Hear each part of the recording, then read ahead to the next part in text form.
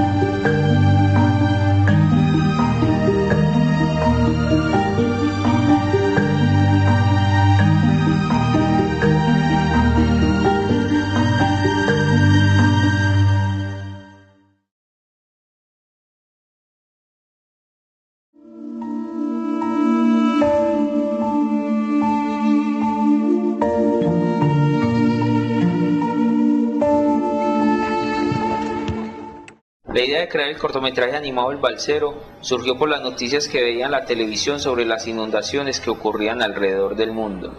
Inocentemente pensaba que en algún momento el agua cubriría la mayor parte de la tierra y me preguntaba cómo serían esas pequeñas historias de vida, de amor, de soledad, y cómo sería la búsqueda de la identidad cuando todos los recuerdos de nuestra vida se quedaran bajo el agua. Ese contraste entre la tragedia actual y la búsqueda de la memoria me llevaron a construir una historia de amor simple e intimista en medio de la tragedia y la soledad. En el 2011 gané un estímulo del Fondo de Desarrollo Cinematográfico para realizar el cortometraje El Balsero. Era la primera vez que mi ciudad se ganaba un estímulo en la categoría de corto de animación. Realicé el proceso de investigación en varios pueblos colombianos que han sufrido con la tragedia de las inundaciones. Realizamos videoreferencias con 2 docentes de artes escénicas de la Universidad de Antioquia y conformamos un equipo de trabajo con los mejores artistas 3D de nuestra ciudad. En cuanto al software y el hardware, los equipos de cómputo utilizados no fueron con la última tecnología, pero suficientes para soportar los software gratuitos que utilizamos para la etapa de preproducción, como Blender y Photoshop CS2. Para la etapa de producción y postproducción, las empresas encargadas utilizaron Maya y After Effects.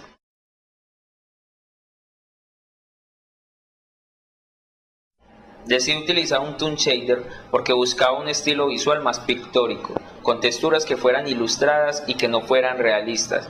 De algún modo quería extraer un pequeño sueño de la realidad, que transformara las líneas, los colores, las formas, las texturas de los lugares que visitamos durante la investigación en una simple alusión a la memoria, imágenes oníricas de los recuerdos. Yo siento que el film salió muy bien. Todo el equipo de trabajo se siente muy satisfecho y orgulloso del resultado final. El sonido y la música crean una narrativa sonora en la historia que todo el tiempo nos está dando pinceladas narrativas de los personajes. La dirección de sonido crea un mundo nuevo, cercano e íntimo. Los instrumentos se vuelven las voces de los personajes y todos los elementos del cortometraje están haciendo alusión a la poética del espacio, de las cosas simples que podemos perder en un instante. Para mí es muy satisfactorio ver que todos los elementos conceptuales y narrativos que tenía en la idea principal se pudieron transmitir en un cortometraje animado.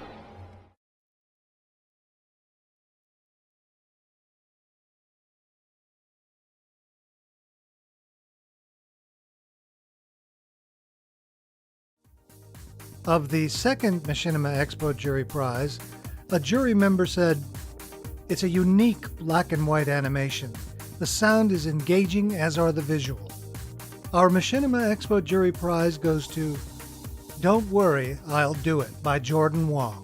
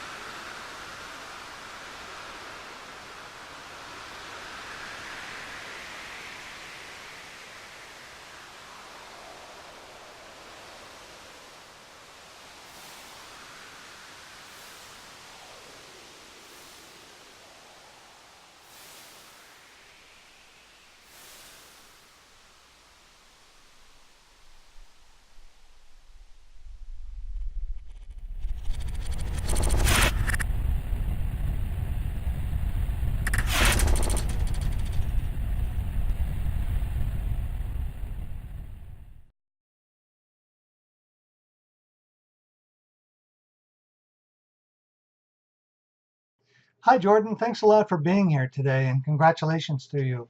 I have a few questions about Don't Worry, I'll Do It. Was the film scripted, or did it come from a poem? I noticed because there was no narration or dialogue in the film, I was wondering, did you feel that better served the idea of filming a poem? Hmm, it's a good question. Well, since I came up with all that stuff after I pretty much completed the film, I just didn't think it fit in necessarily. And I kind of like the idea of there not being any sort of text or actual like tangible dialogue within the film. I was pretty interested in keeping all that separate so that anyone who watched it could sort of just experience something without any sort of like necessarily like guidance or anything like that. So the film itself is very much uh, uh, I think it came out of thinking a lot about communication between family, and I think being an American born Chinese, there's inevitably going to be sort of a lot of misconnects on certain phrases and just speaking normally to like grandparents and stuff like that. So um, that's what I think the film is about. And so the title and the text in of the description, they actually all came out of these texts that I like exchanged with my mom. So she's very good at English, but she isn't the best like typer on the cell phone.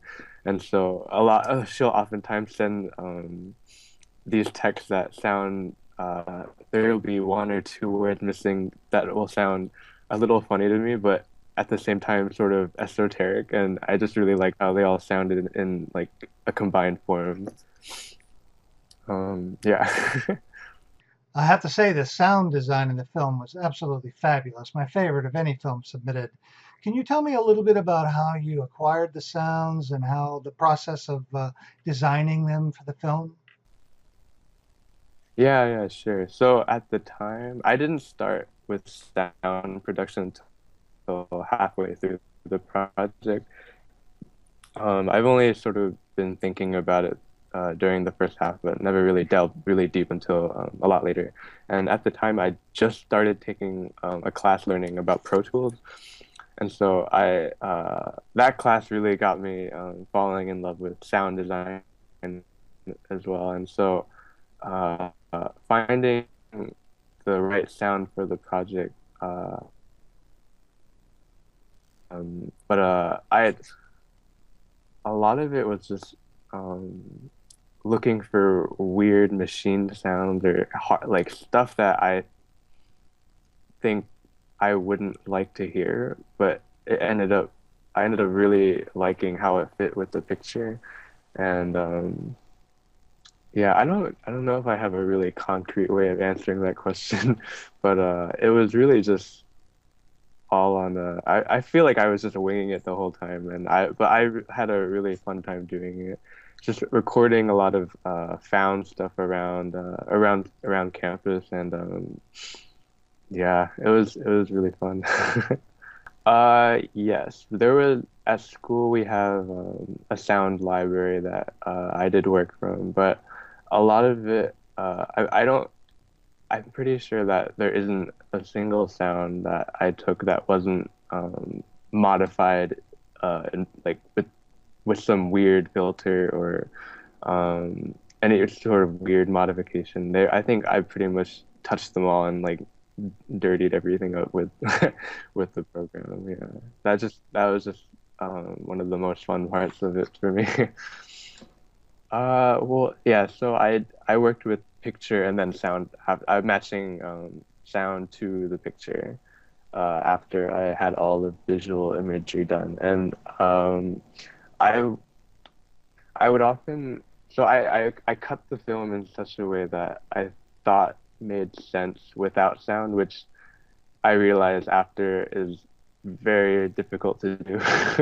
And so I had sort of a very rough cut of the film to begin with that without any sound.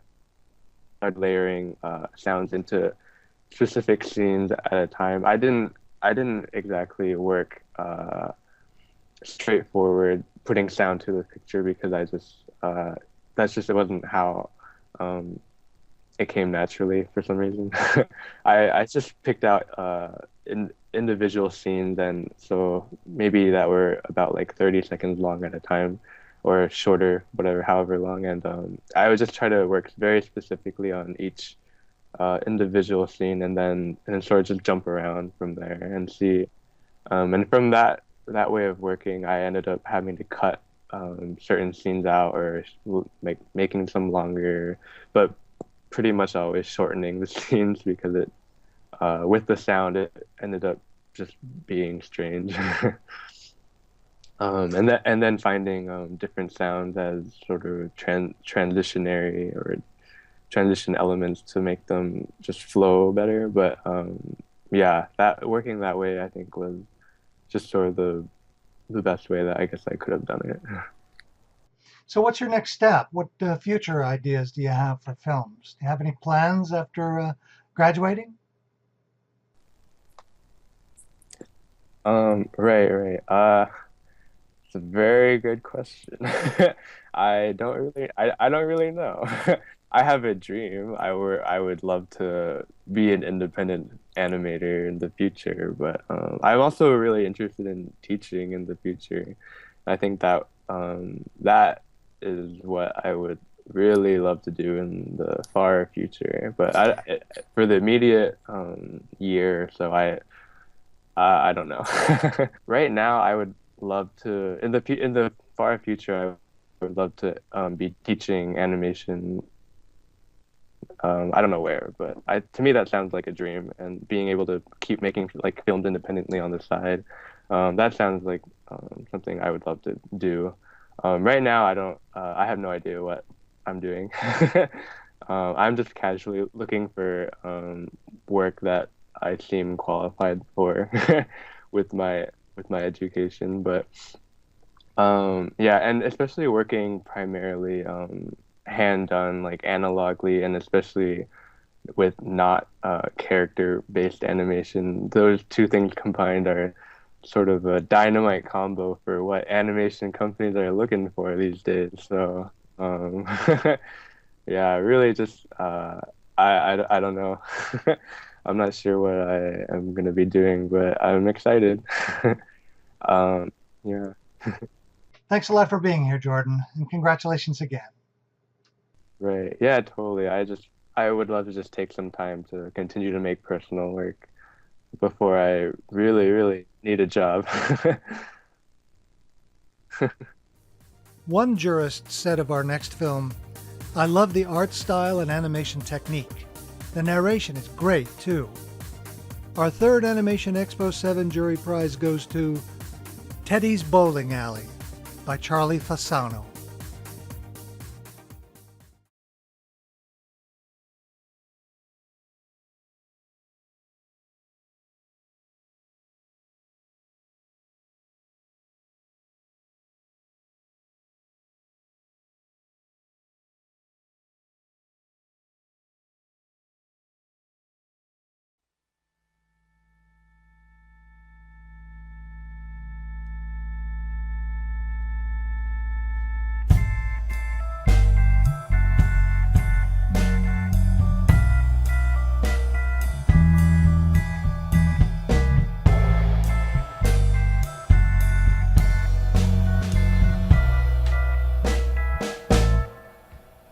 On June 1st, 2013, Teddy's Bowling Alley and Lounge had been served an eviction order and was set to be demolished after happy hour. To build a parking lot next to another parking lot because progress can never have enough places to park. Its monumental sign illuminated squadrons of bulldozers and dump trucks.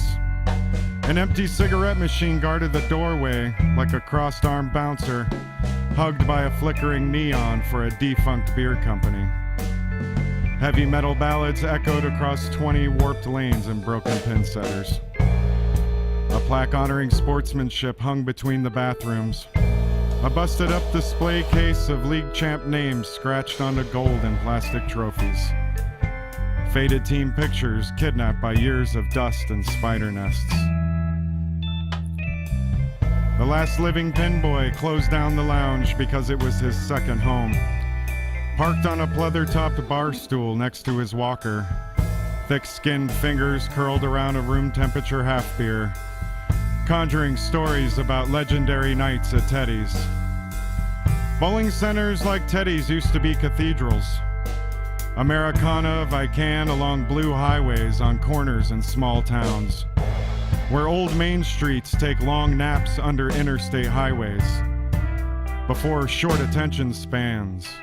When breathing was sponsored by cigarette companies, anyone could become a town legend on the lanes by throwing strikes and spares around beer guts.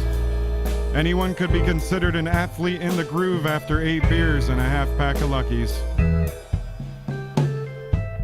He lit a lot of cigarettes he forgot to smoke but still remembered to take his medications. Pinboy was his first job. Nothing like the swagger of a 10-year-old man on his first night of work. He was a child laborer who set up bowling pins and returned balls after every frame, before life went automatic in the 1950s. Smashed fingers and split lips for 10 cents a game, dodging 16-pound balls and flying spares in a cloud of smoke and curses. The adults taught him how to drink and gamble. He learned about perverts and body fluids before anybody told him about birds and bees. There was a lady named April who gave him crabs for the second time in February of a year he can't remember. All the nights he caught teenagers having their firsts in the tunnels behind the lanes. All the lessons he was forced to learn from the knock it down and carry it away mistakes of everyone else's history. Thick-skinned fingers curled around a room temperature half beer, conjuring stories about legendary nights at Teddy's.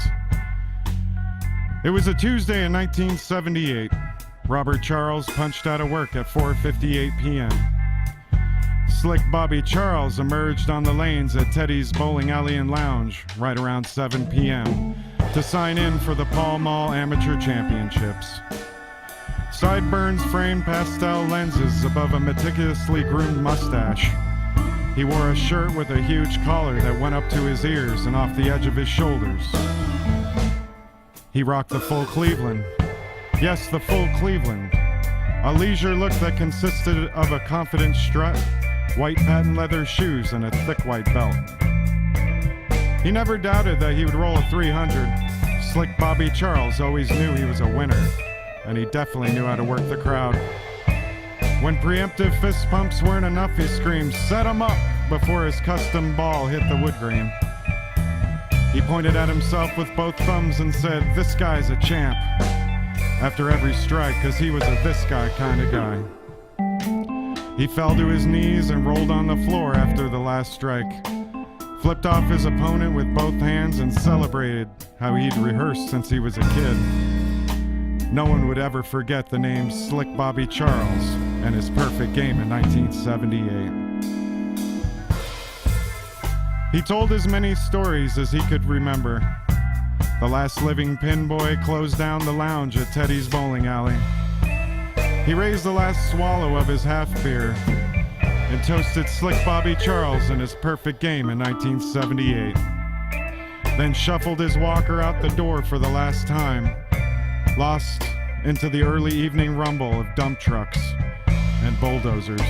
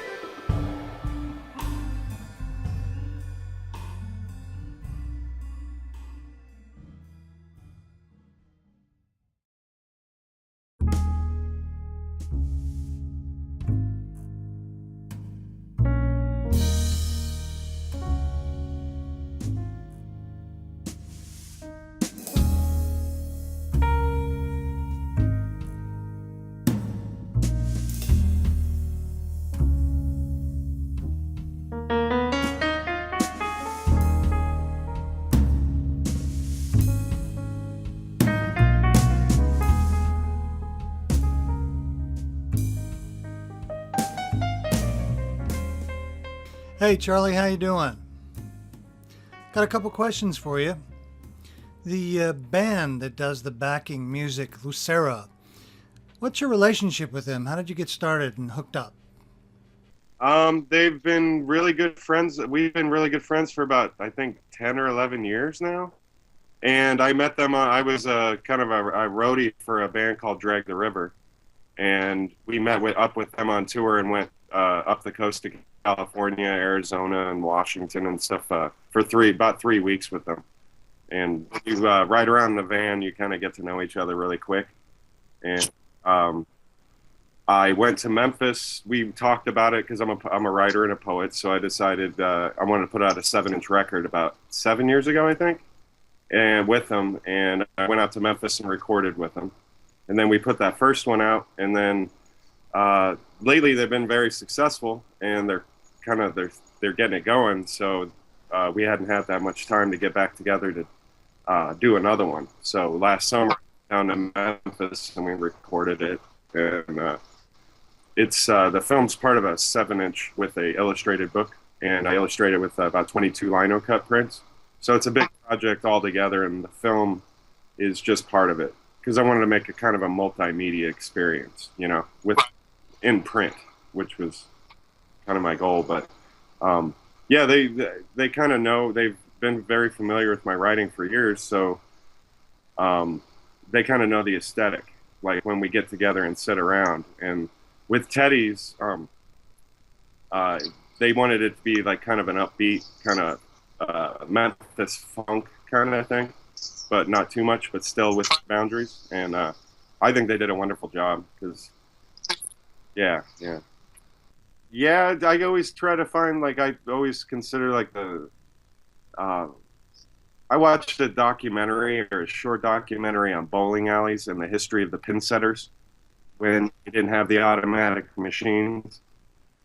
And I read that there's a convention for old pin setters to get together, that actually had that young kids. Yeah, and it was amazing that like there would be 24-hour bowling alleys in New York that these kids were like 8 years old. They would work through the night in these smoky places around like, a bunch of the boys club, and it just seemed fascinating. And then I kind of went from there because like there in the 70s, it seemed, and 60s, bowling was like a community center, with a bunch of different characters. And then there's always that one all-star character that in that small environment, that's the idol, and he doesn't get much far out beyond the walls of that bowling alley, his reputation, I figured. So Slick Bobby Charles kind of came from just these, like my fascinations with these little microcosms in history that don't really get outside the boundaries of their walls, Like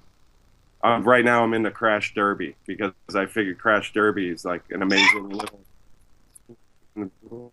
areas, and it's an amazing thing. It's like you have these all-stars that are just like very localized, and that's fascinating. So that's kind of how I got the progression of how I wrote Teddy's. Yeah, there were different times. Like I love talking to people that are a lot older than me because they remind me about like how everything was a lot different about 25, 30 years ago. And during my life, I'm 39 years old, but I've seen this progression in a very rapid way. And it seems like, there's these moments where I'm like, as simple as looking out a van window, from hundreds of miles is, I think, sometimes, Yeah, that's kind of how I am a nostalgia. I feel like I always tell everyone I'm an old guy and a young guy. It's like semi-young, So. I'm amazed that you shot this on a Nexus 7 tablet. Tell me a little bit about the production process.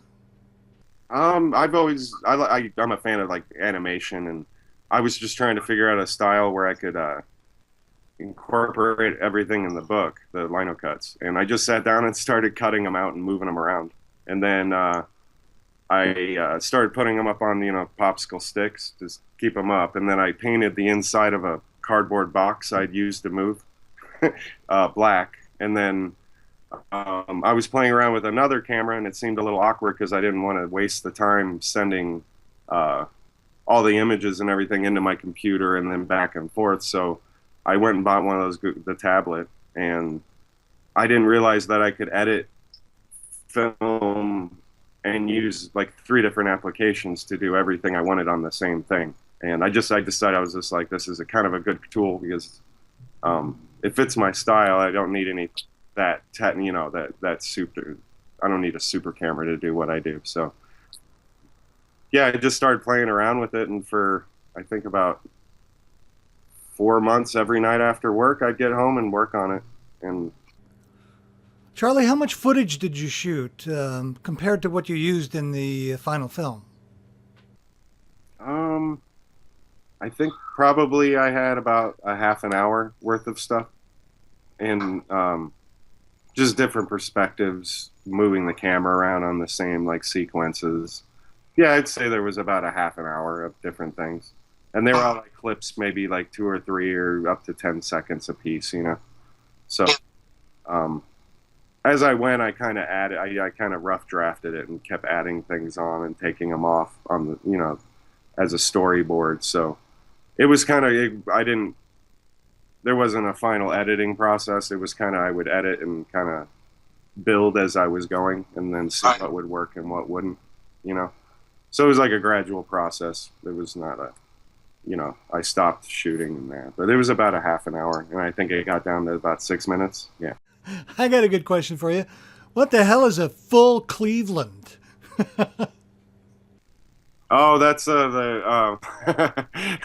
in Colorado, my friend, for some reason he would always, it's someone that wears a white belt with white shoes, and he said his uncle came up with, he was from Wyoming and Cheyenne, Wyoming, and he just said it was just this thing where it's like the full Cleveland. And I thought it was so funny that I was like, if I'm going to do a thing with a bowler, he's going to have the full Cleveland. Then half Cleveland's like white pair or a white belt, just a white belt's the half. Yeah, it's this joke I've had with my friend Jason for years, and I figured it was. I don't know if people are understand. It's just an inside joke that I was like, I have to throw it in there because it seems like Slick Bobby would. That's one of his things, you know. So you have something new coming up? What kind of work are you doing in the future? Well, I have the retrospected with Lucero coming out on 7-inch record with the illustrated book, and then right now actually I'm working on I'm doing lino cuts again and trying to come up with a new story because I really like the process of what I did with the whole Teddy's Bowling Alley and all that. So I got to try it again. You know, I want to do another idea, and right now I have an idea for a guy. It's a story about when I was a kid, and there was a kid that had a bunch of like Easy Rider magazines that he would staple Guns and Ammo and different other magazines covers on, and he would tell them to other kids, and they would sit and read Easy Rider during silent reading. And the kid he got in trouble, and he was a kid that lived down the street from us, so we hung out with him. He was trouble, my mom thought. So, but it's a story about that whole process. He was a really interesting kid, and I just started thinking about him for some reason the other day. And, I'm going to do the same process that I did with Teddy's and this retrospective project. So yeah, that's what I'm thinking about working on now. But I have a bunch of readings set up in New York. I'm going down to New York and doing things in Denver. I'm going to be there about a month doing a residency at a art collective that a bunch of friends opened. So yeah, I got my hands full. It's going to be fun. Looking forward to it. These things open up a lot of opportunities. So. Well, I want to tell you, Teddy's Bowling Alley was one of my favorite films. I love the way it was shot. I love its style, and congratulations and good luck in the competition. Hope you win. Oh, definitely. Thank you so much. It was good talking to you. You too.